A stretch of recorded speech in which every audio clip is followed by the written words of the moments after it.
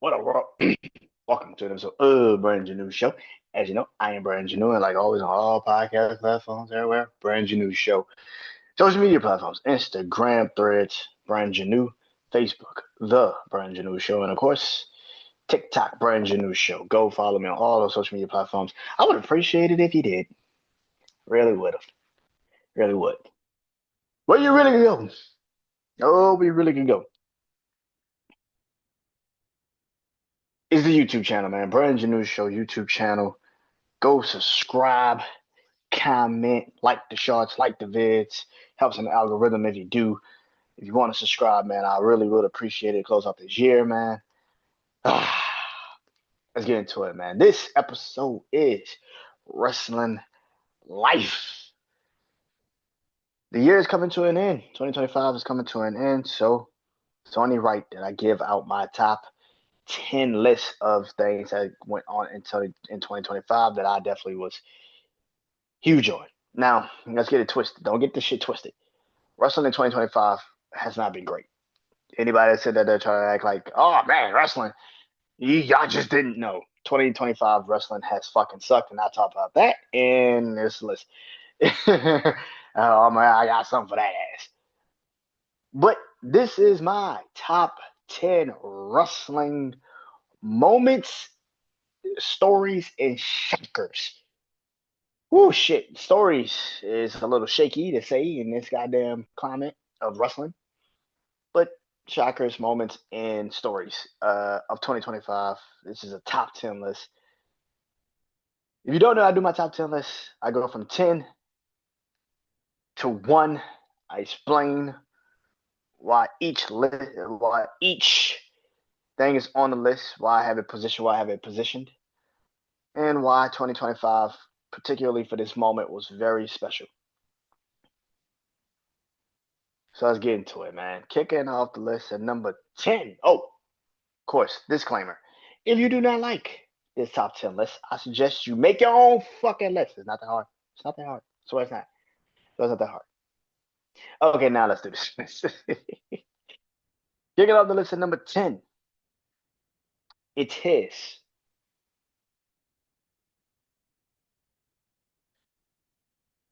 Mercedes Monet.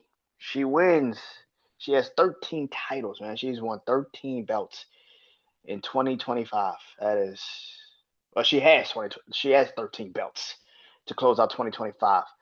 That is crazy. But the one thing she cannot get done is that she cannot win the AEW Women's title when it matters most. And crazy as it is, that's their best fucking storyline. If you know they can actually fucking tell it. Mercedes Moné has won 13 titles. She has 13 fucking belts. She has the TBS championship. She won the Owen Hart Cup this year, beating Jamie Hayter. And yet she's had two cracks at the AEW Women's title, and in both incidents, she couldn't win. She didn't beat Toni Storm at All In, and just recently she couldn't beat Chris Statlander. When she's beaten Chris Statlander, every time they met each other until this past what? Not this past weekend, the weekend after last at Full Gear. The storyline of this is something I said earlier this year when she won the Owen Hart Cup, and I said the storyline is very fucking simple if you actually fucking tell it, and that is Mercedes has to realize she has to lose everything to gain the one thing she wants, and that is to be the AEW Women's Title, the champion. She has to lose all of the fucking belts she has, and if that is the story you're going to tell, I am all for it. I love that story. I think it's a good story. It tells a story of I had to lose all of this to gain the one thing that I wanted. That's always a good story in wrestling.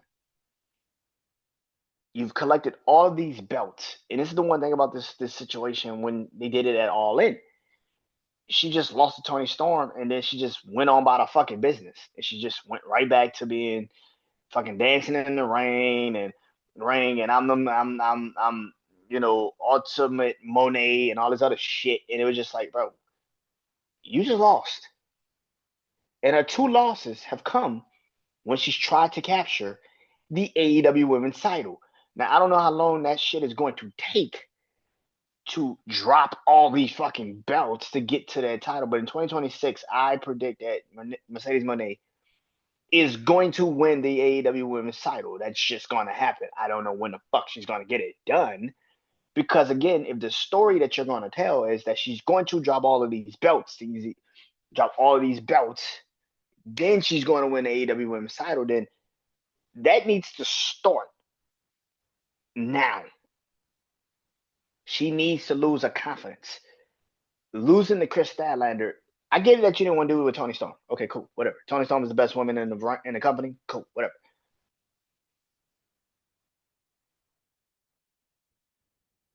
But her losing to Chris Statlander is the perfect time to do it now. She didn't beat Chris Statlander, who she's beaten literally 3 times before that, and now she has, and she still has not won the AEW Women's title. Perfect time. Will they fucking do it?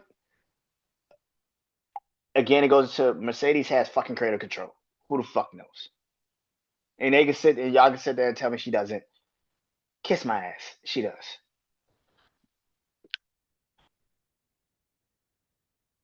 Number 9. Number 9.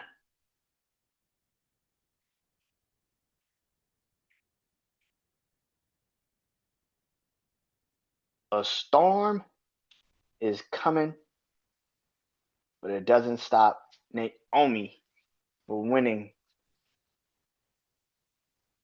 gold at the end of the road. Yep, that's it. Jade Cargill coming back at Elimination Chamber this past March, because it was the pay-per-view calendar was so fucked up. The Elimination Chamber was in March 1st.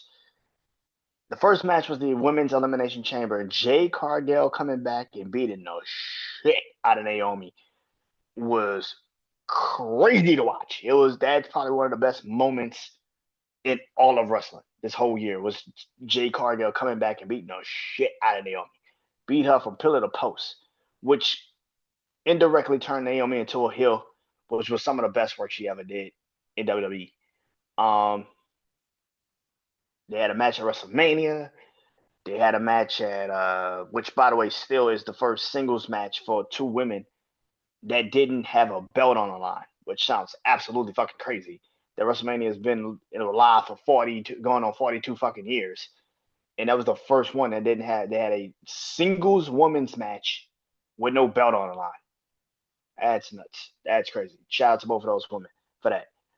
They had another match at Evolution, which Jade won the match, which was special guest referee by Bianca. But Jade won the match, Naomi won the night.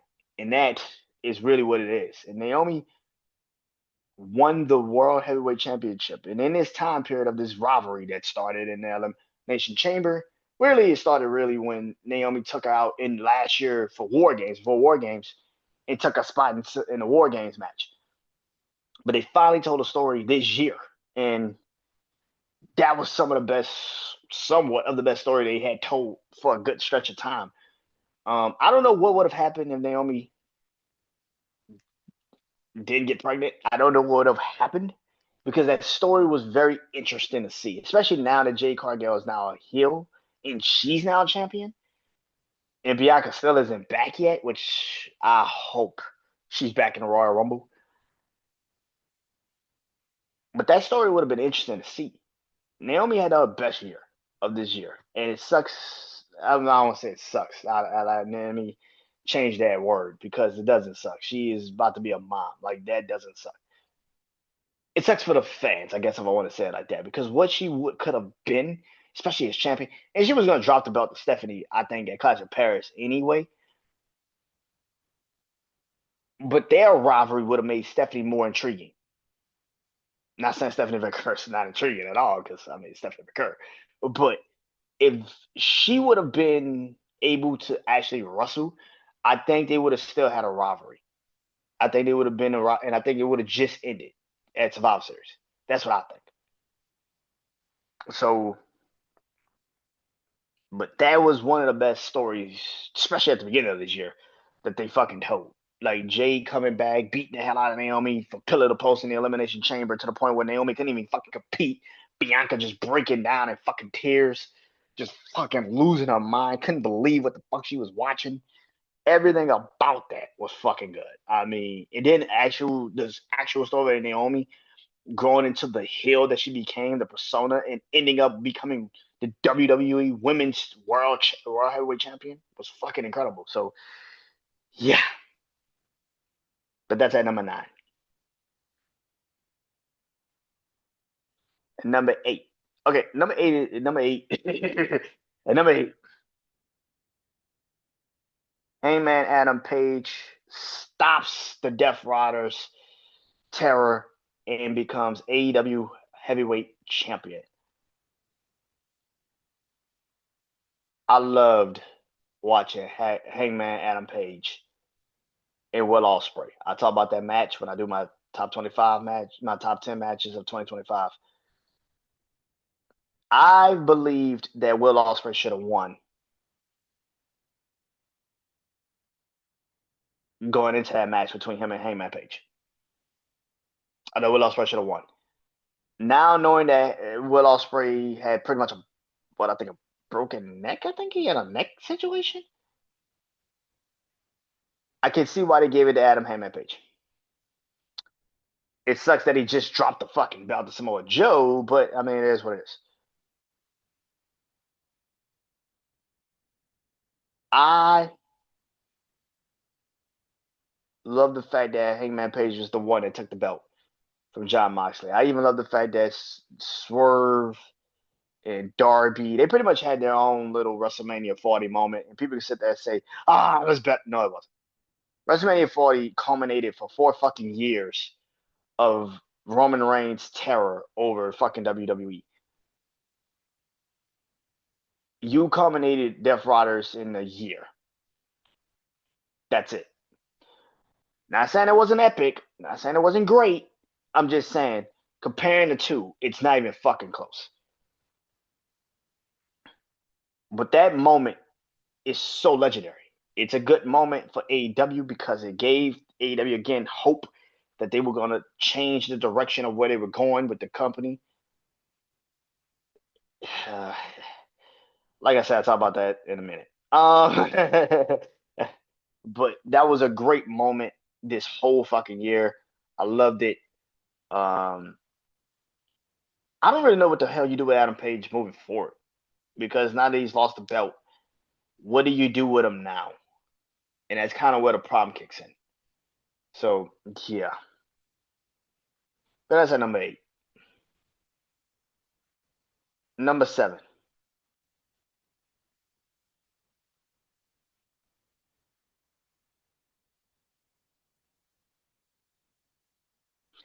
Trick Williams becomes TNA champion. And not just Trick, but JC Jane. And it kicks off the partnership between TNA and NXT.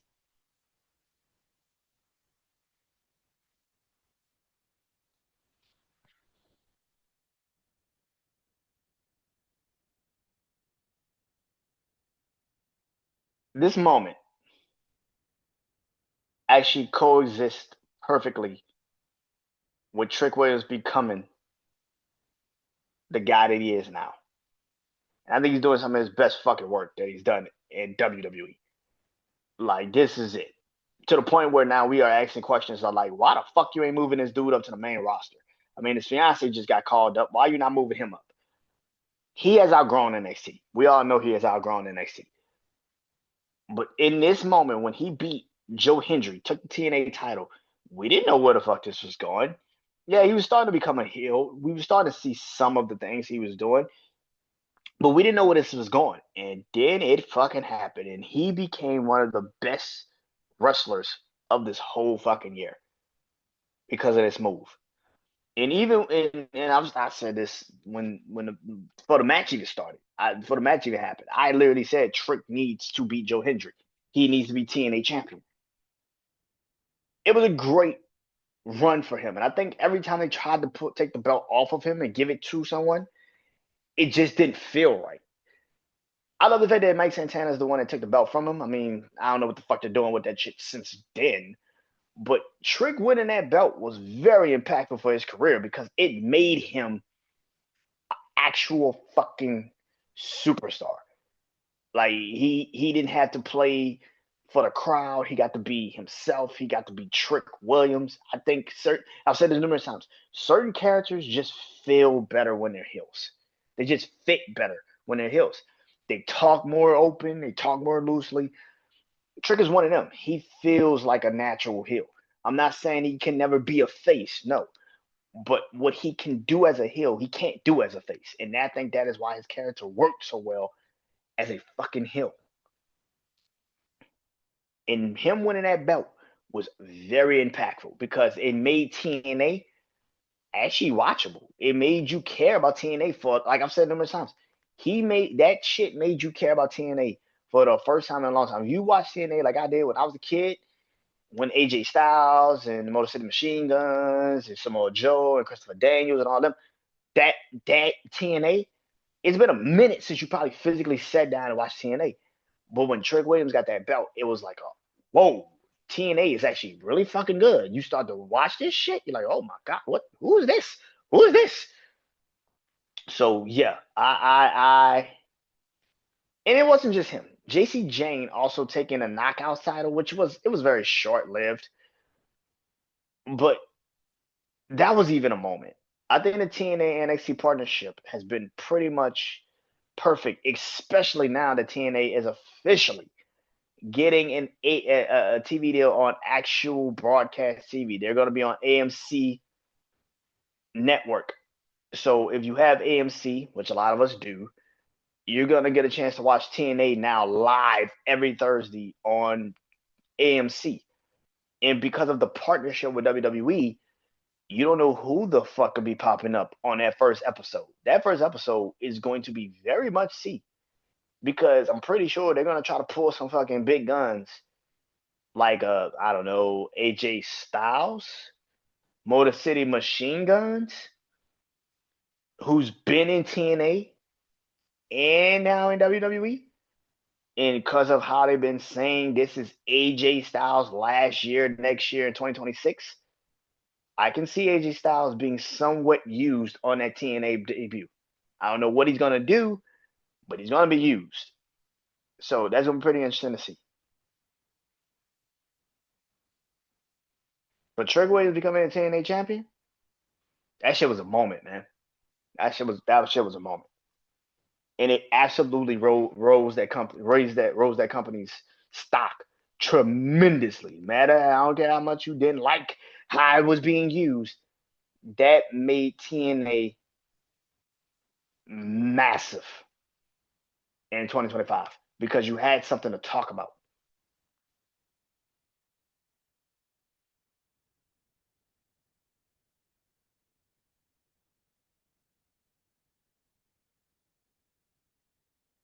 Number six. Number six.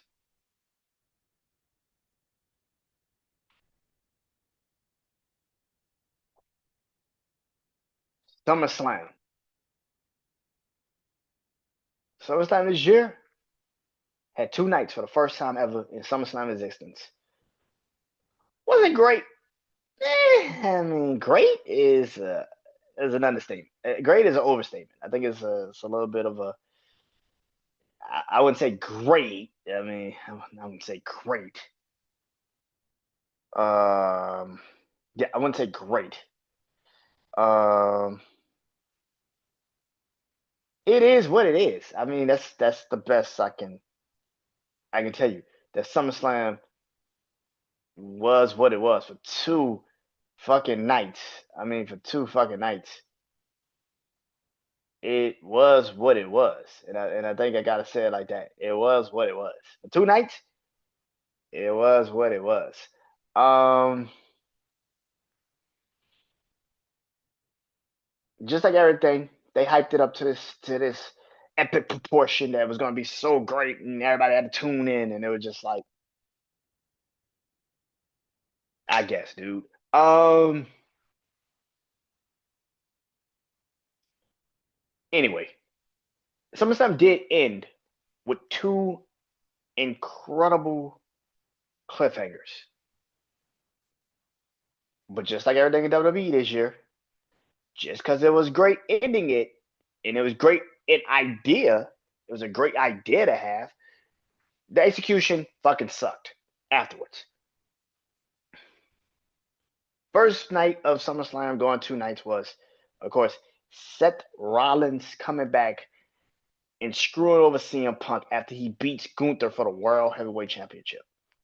The heist of the century, part 2, or the ruse of the century, whatever the fuck you're trying to call that shit. Which is kind of, you can sit there and say it's kind of karma for what's going on with Seth right now.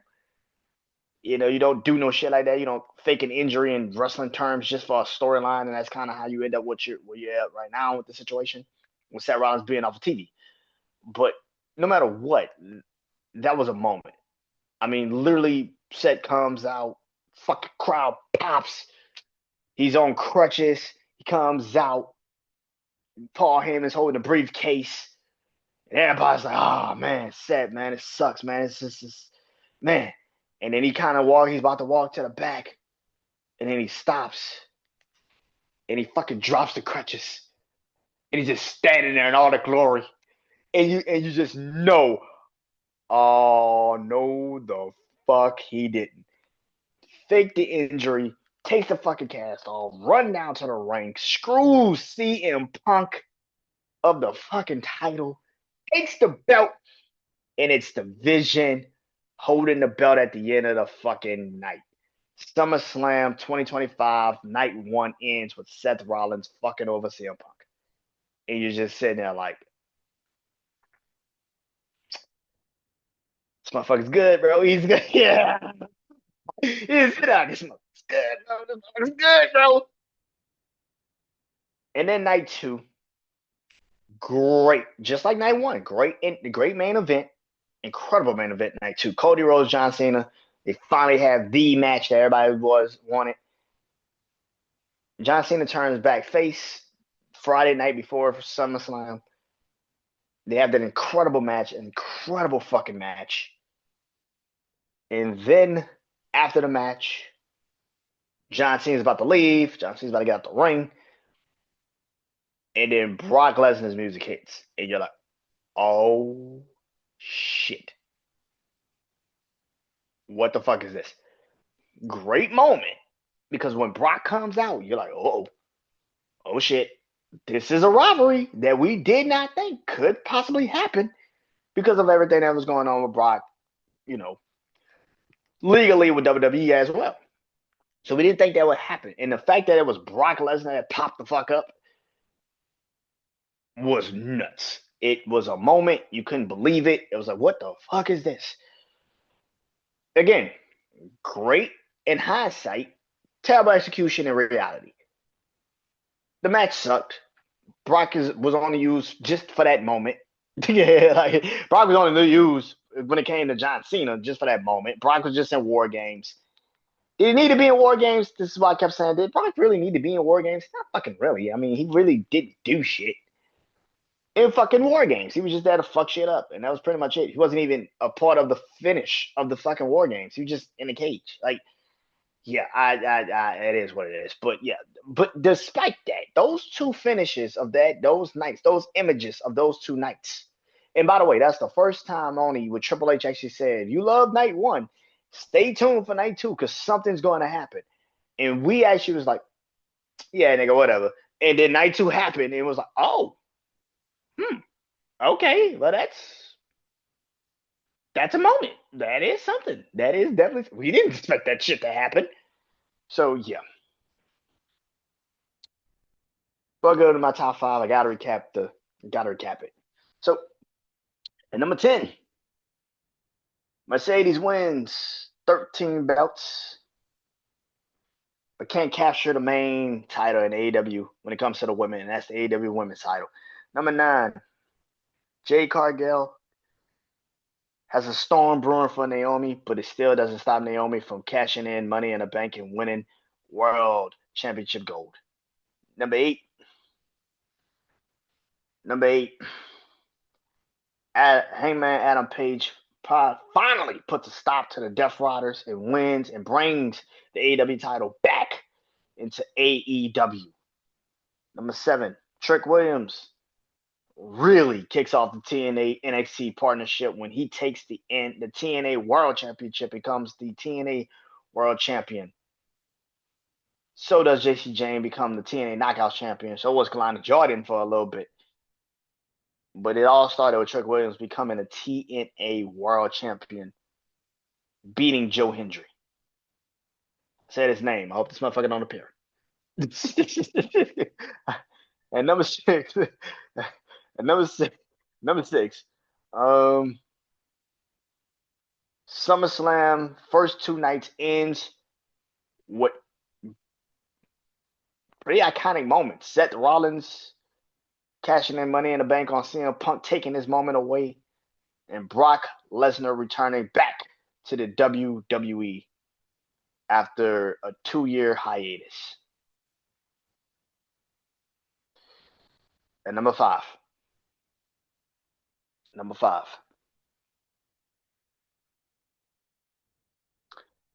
I already talked about the vision, but it's how I got started. Now that is why number 5 is where it is. Paul Heyman turns on Punk, his best friend, and his tribal chief Roman Reigns to form the Vision with their most hated fucking rival, Seth freaking Rollins. Paul Heyman, Seth Rollins aligning together at WrestleMania 41 is one of those moments that you remember. But for a good stretch of time, this shit just didn't make sense. And this is why even when they were throwing this out, the scenario out there, oh man, Seth could turn. Paul could turn on Roman and CM Punk and join Seth Rollins. I was like, I don't think that's a good idea because Seth Rollins doesn't need Paul Heyman and Paul Heyman don't need Seth Rollins. Seth Rollins is technically Paul Heyman as a wrestler. He is Paul Heyman. Why the fuck would he need Paul Heyman? He is Paul Heyman. And I kept saying this: if they were to break up the Vision and just have Paul Heyman take on Bronson Reed and Braun Breaker, they just come back and help Seth Rollins. It was like a loose partnership, but not a group. It would have been perfect. But instead, they try to make Seth Rollins,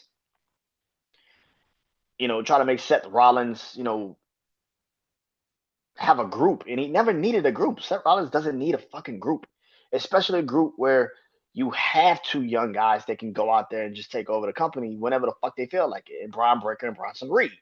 It just didn't make sense to have Seth Rollins have a group. But either way it goes, that moment at WrestleMania 41, the match itself, which I'll talk about later on, the match itself was great.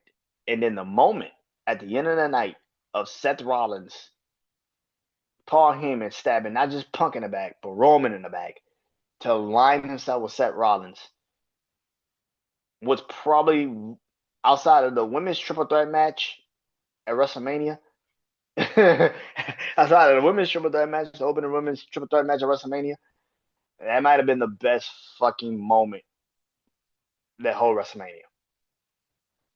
Might have been it. Because I cannot tell you one good thing about WrestleMania outside of Seth teaming up with Paul Heyman in that triple threat match that night, and then the opening triple threat match, which was Bianca, Rhea, and Io. Outside of that, WrestleMania is a fucking blur to me. I remember Jade and Naomi, but like WrestleMania is a fucking blur to me because that shit just fucking sucked. It was a bad WrestleMania, fucking god awful. But that moment is going to be etched in the minds, especially if Braun Breaker wins the world title in January. Because if it wasn't for that moment at WrestleMania, what is Braun Breaker? Because the next night on Monday Night Raw, Braun Breaker aligns himself with Seth Rollins and joins the Vision.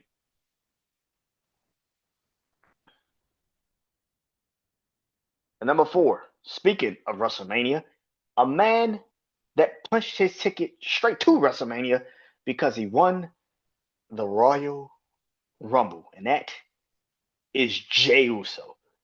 Jey Uso wins the Royal Rumble and goes to WrestleMania and taps out Gunther. You want to talk about moments? You want to talk about shockers? You want to talk about a motherfucking what the fuck just happened? Jey Uso winning the Royal Rumble in 2025 is still a motherfucking what the fuck just happened? I am not mad at Jey Uso winning the Royal Rumble because I have said this numerous times. Y'all niggas forget. I don't forget. I remember the week prior to the Royal Rumble, people were crying, bitching, and moaning and complaining that Jey Uso should have beat Gunther to become World Heavyweight Champion. I remember that. It was a lot of you motherfuckers that was saying, "Ah, man, Jey should have beat Gunther on Saturday night's main event." I remember that. I remember that.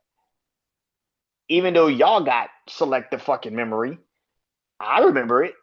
And then he goes into the Royal Rumble the following week, and then he wins it, and everybody's like, "What the fuck? Nobody asked for that." Of course you fucking did. You've been asking for Jey Uso to win a fucking title, be champion for like 3 years. The fuck are you talking about? And then he finally did it, and you hated it immediately. The reason why I've always said, the reason why I think, and this is me really personally, this is what I feel. The reason why I personally don't think Jey is main event caliber is because he can't fucking go in the ring like that. Ain't got shit to do with everybody eating. Ain't got shit to do with Jey Uso still having a crowd in the palm of his hands. Ain't got shit to do with that. When the bell fucking rings, he has to be in that ring with the right fucking competitor. Outside of that, if he's in the ring with somebody that's just on his level of wrestling, they're going to fucking stink up the place. And like I have said numerous times, I've never seen somebody have a bad match with Gunther except Jey Uso. Even his own fucking brother didn't even have a bad match with Jey Uso. And that with Gunther. And that motherfucker can't wrestle. Solo, let me take that back. Solo's not great at the fucking in-ring ability. He's not. He's a great character. He's not great in the ring. And no matter what the fuck y'all want to say, you can't tell me that Solo's best match was literally last night when he's been on the main roster for 3 fucking years. And not only 3 years, he's been in the ring with Cody Rhodes, Drew McIntyre, Roman Reigns, Kevin Owens, Sami Zayn, John Cena. And you can't tell me, y'all have all told me that last night was probably his best fucking match.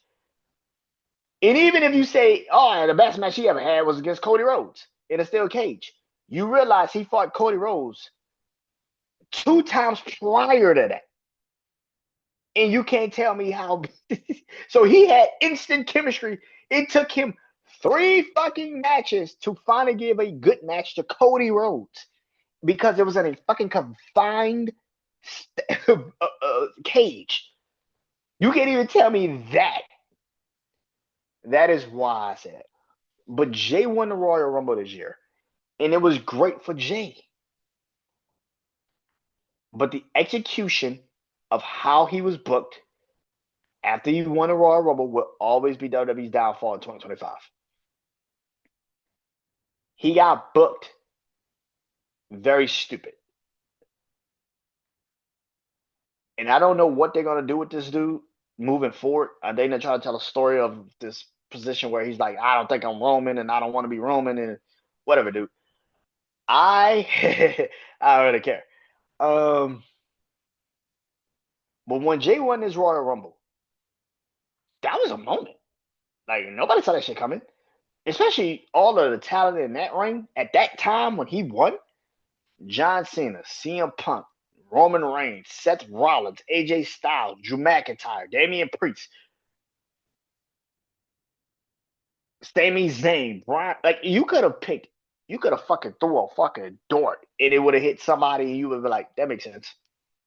you could have you could have threw a fucking dart and it could have hit any one of those names and you would have been like, that makes sense. And it went on Jey Uso and everybody was like, what the fuck? It was a moment.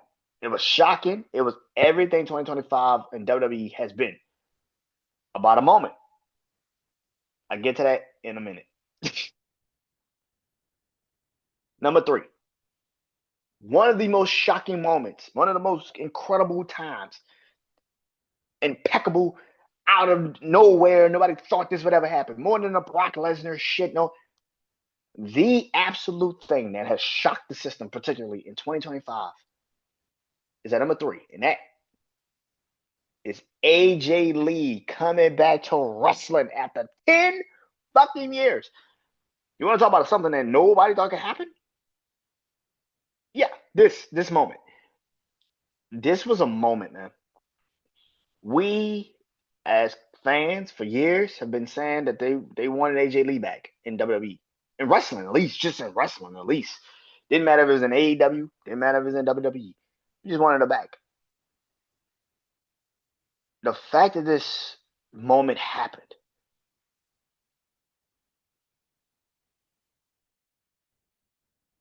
I don't think I've ever seen social media light up. No pun intended. Yeah, like no pun intended. No pun intended. No pun intended. I don't think I've seen wrestling social media light up, literally, when this woman music hit and she walked out for the first time. I'm pretty sure. I mean, you probably had your hate motherfuckers that just don't like WWE or they suck AEW's dick. They had their little whatevers. But for the most part, I don't give a fuck if you love WWE or you just love wrestling. The absolute moment this woman walked out on that stage in Chicago on SmackDown, I've never in my life felt that type of energy through a TV. Like outside of maybe Punk coming back at Survivor Series, but Punk was in wrestling. Like we knew Punk could wrestle. We ain't seen AJ in 10 years, like in a wrestling capacity in 10 years. So to see her on TV like that in that capacity at that moment, holy shit! Like you just couldn't fathom it. And because we had been saying for fucking months, years, what if AJ comes back? What if AJ comes back? What if AJ comes back? What if AJ Lee comes back? What if AJ Lee comes back? They had a story. It made sense. No matter what the fuck y'all want to say, they had a story. It made sense, and it was perfect fucking timing. Everything about that fit. Everything. That's why I say, as much as people want to sit here and shit on that match, AJ ain't been in the ring in 10 years, bro. In a physical capacity. Yeah, she did some shows, but AJ ain't been in the ring in 10 fucking years. So for y'all to try to rate her for what she was 10 fucking years ago, how the fuck can that even compute in your head? That's why I didn't understand people not liking the match. I'm like, bro, yes, AJ didn't have some of the greatest moments, but at the end of the day, bro, she's been in the ring. She's been out of the ring for fucking 10 years. I expected her to be a little bit rusty in the ring. But the fact that she was in the ring and hitting the shit, that's all you can ask for. But yeah, man. Ah, man. Yeah. But AJ Lee coming back in Chicago, that was a moment. That was a moment, and you can't tell me that it wasn't. You can't fucking tell me that it wasn't.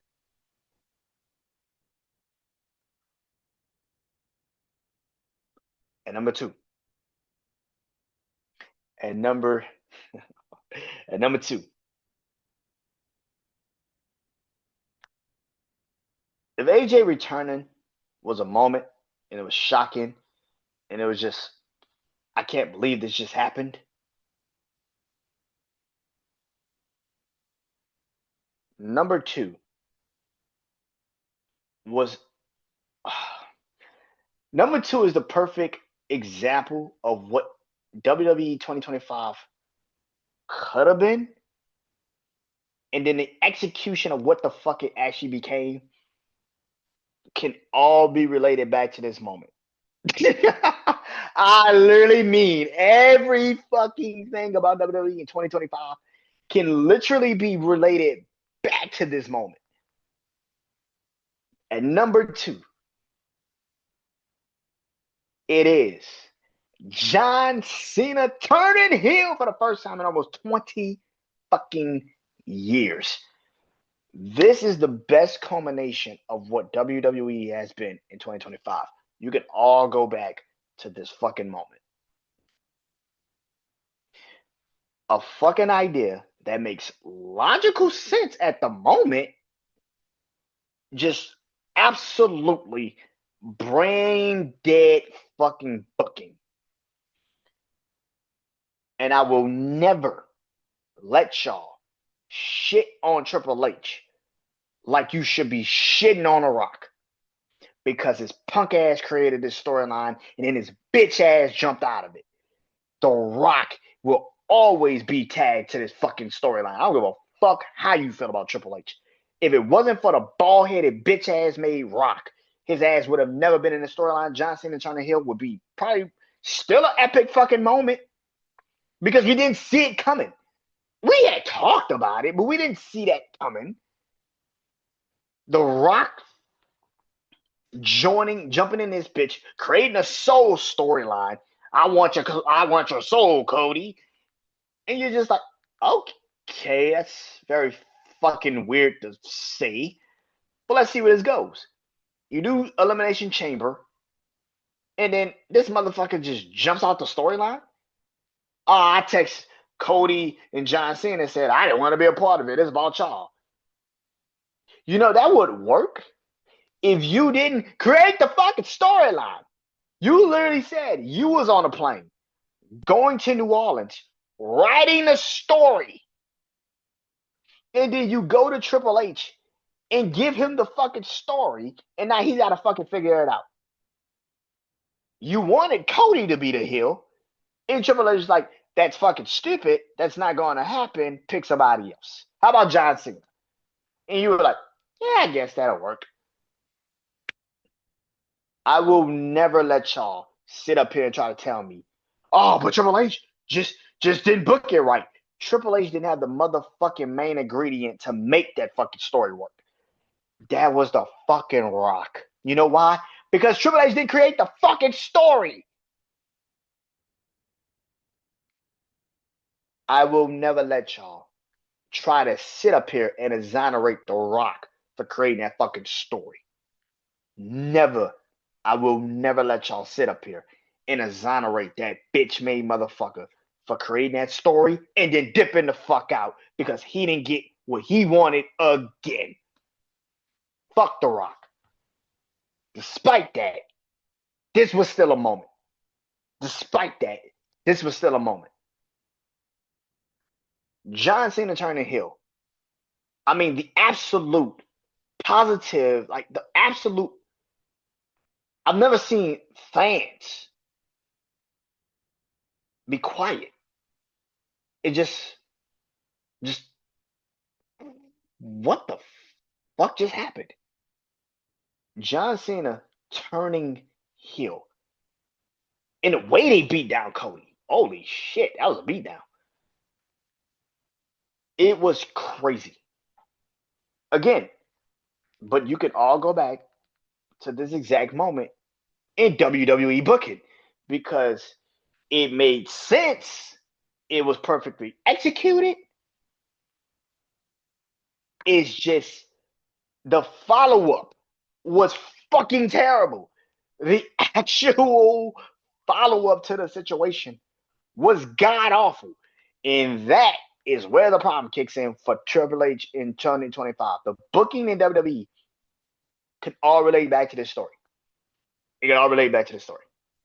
John Cena turning heel can all relate back to this story. It can all relate. The booking ever since that heel turn went the fuck downhill. It was 1 foot in, 1 foot out. I don't know what the fuck happened.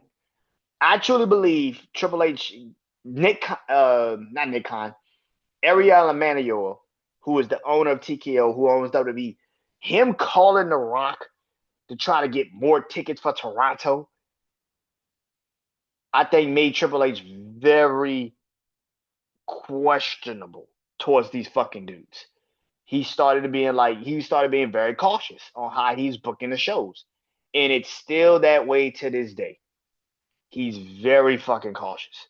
He don't book this shit like he used to book this shit. You don't tell me that he went from booking NXT Black and Cold for a good stretch of time to then booking 2022, 2023, 2024 WWE, where we had some of the best rivalries in the fucking business, to now this motherfucker can't even book a fucking proper reasoning for why motherfuckers should care about a rising star. You can't tell me that, that in a year he just forgot how to book. That's crazy. Everything can relate back to this storyline. I swear to God, everything about WWE booking this year can relate to this moment. John Cena turning heel was the death of WWE's booking. Which brings me to number one. I know y'all been waiting. If John Cena's 2, AJ's 3, Jay winning the Royal Rumble was 4, Paul Heyman joining set 5. What the fuck is 1? I've been telling y'all all night what 1 was. You just ain't listening. And number 1, the most shocking moment, the most incredible thing that has ever happened in wrestling in 2025 is the fucking lazy ass booking and predictable fucking endings. Like, what the fuck is happening in wrestling, bro? 2025 is a complete and utter reprimandum of what the fuck happens when you think you know more than the people that actually are watching the shit. Like, I know that this shit should not be working, like, should not be this way. I know it. You should not be going backwards in booking. I shouldn't still be talking about the Judgment Day in 2025. Y'all realize the Judgment Day has been a faction longer, is starting to get to become a faction longer than the fucking Bloodline? That shouldn't be happening. That, you shouldn't have a faction for 5 fucking years, for damn near close to 4 fucking years. That's ridiculous. And you're continuously growing it in numbers. It's not like it's falling off. Liv came back last motherfucking night, and now she's back in. Now you got 3 women and 3 men.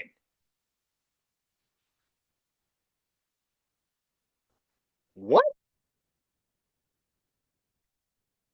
The Judgment Day should not be going into its 4th year of a faction. You know how fucking crazy that sounds? That you have had a faction for 4 fucking years. Yeah, I expect them to break off and tell away, and then, you go do this, and I'm gonna go do this, and I expect that. That's not what the fuck they have done. They have actually kept the fucking faction together going into its 4th fucking year of existence. That's fucking nuts to me. You forget Judgment Day was formed at WrestleMania 38. Damian Priest was officially a part of the Judgment Day when he came out and helped Edge against AJ Styles. That was the first Judgment Day member. That shit happened at WrestleMania 38. Judgment Day has been a faction for 4 fucking years at WrestleMania 42. That should not be the case. You should not have a faction together for 4 fucking years. You have replaced different people, different members, all of this shit. And yet it's still a fucking faction. Why? Now, hopefully they kill it at WrestleMania 42, but they're not going to do that because it's too much money in Judgment Day. And they're not going to do that. They're not going to fuck up their money. Which brings me to TKO. I love seeing people now on social media actually be honest. TKO is the reason for why WWE's in the shit that it's in. I literally just told you why I feel like Triple H stopped booking the way he was booking. Because if you just gonna go out your fucking way and tell the fucking Rock to just jump his punk ass back in the storyline when we don't need him because you think he can go and sell more tickets for a fucking event that was already being sold the fuck out. You had on the card John Cena, CM Punk, Seth Rollins, Logan Paul, Drew McIntyre, and Damian Priest. You had Liv Morgan, Bayley, Bianca Belair, Naomi, Roxanne Perez, Laura Van Curie. You had in Toronto, Canada. You had Kevin Owens and Sami Zayn in an unsanctioned fucking match. You had all of that. You had Tiffany Stratton team with Trish Stratus And you sat there and told this man, we need more people to buy tickets, so we're gonna go get The Rock. I would start getting fucking unpredictable with this shit too, because now you telling me you don't trust me. You don't trust my fucking booking. You don't think I can fucking book this properly. You think that The Rock is more impactful to your creativity than I am. That's fucking stupid. I'm the motherfucker that gotta book this shit all the fucking time. And Triple H became very fucking he became very safe and very fucking predictable. And ever since then, have you seen WWE's booking since then? What is it? 1 foot in, 1 foot out. It makes sense logically, but then the execution happens and you're sitting there like, ooh, shit, that don't make sense. And then you're sitting there and you're like, ooh, shit, that don't make sense. Because it doesn't make sense.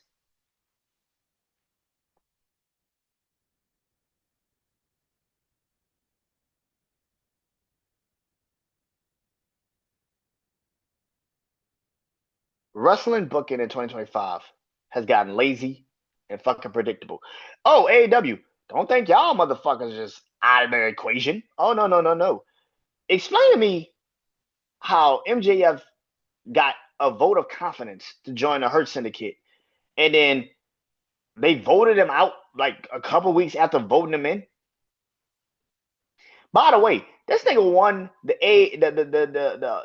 casino battle royale, and then y'all sat there and told me he has to fight Adam Hangman Page, which he rescinded, but yet Athena couldn't rescind her fucking challenge. No, she had to fight Tony Storm outright. Let me explain this shit. How stupid that shit sounds. Let me explain how absolutely fucking stupid that shit sounds.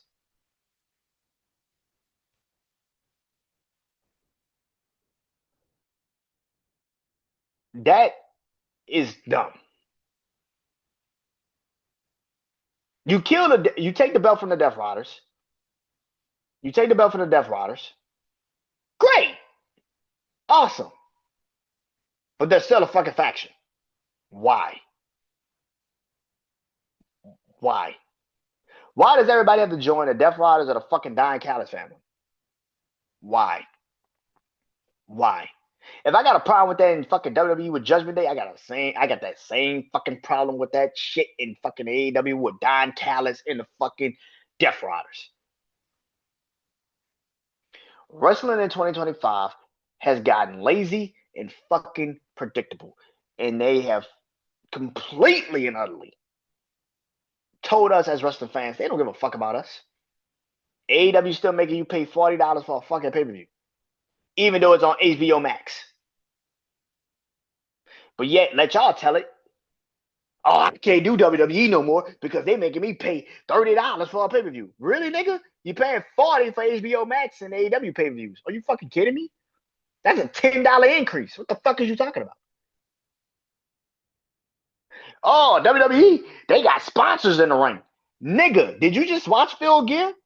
Nigga, the fucking pay-per-view was sponsored by DC. The fuck are you talking about? DC Comics. What the fuck are you talking about? They got sponsors all over the fucking ring. What the fuck are you talking about? This is the stupidity of fucking fandom nowadays. Y'all also make it worse. The IWC is the most retarded fucking fan base in all of wrestling. Like it's the most retarded fucking fan base in entertainment. Because I don't think you motherfuckers actually care. I think you just want to say shit and think you fucking got an opinion. You got a point. And your point sucks. It's fucking terrible. How could you sit there and talk down on WWE when AEW does the same shit, but you sit there and glaze this shit? I'm gonna need an opportunity. I don't give a fucker. AEW does the same shit. I'm not gonna sit here and tell you that I want AEW to be like WWE. Bitch, I already got a WWE, and that sucks. I don't want AEW to be like WWE. Who the fuck wants that? You want these niggas to always rely on their fucking stars when these motherfuckers are clearly past their fucking prime?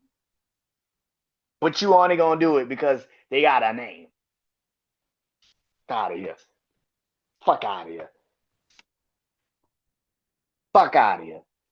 That's another thing about WWE I fucking despise right now. All these goofy sons of bitches think by putting a name in a ring, it makes sense. War Games had the most star-studded War Games of all time, and it fucking sucked. That whole pay-per-view sucked. And I'm not calling that shit fuck all that. I'm not calling that shit a premium live event again. Fuck all that. Premium live event? No, nigga. It's a pay-per-view. If I gotta pay my money for that shit, it's a pay-per-view, nigga. Fuck what you talking. I don't give a fuck if it's on the app. It's a pay-per-view.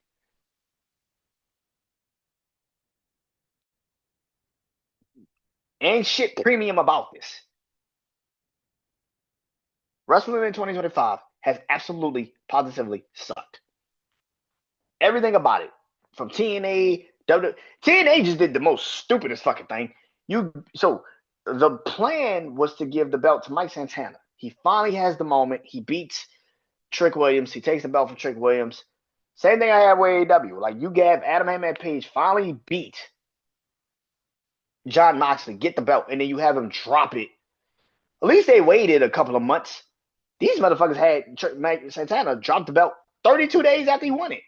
Like you just said that, like, how the fuck you drop a belt 32 days? After, no title defenses, no rivalry, no nothing. He just dropped the belt. What? I woo shit. Wrestling in 2025 has sucked. Absolutely, positively fucking sucked. That's at number one.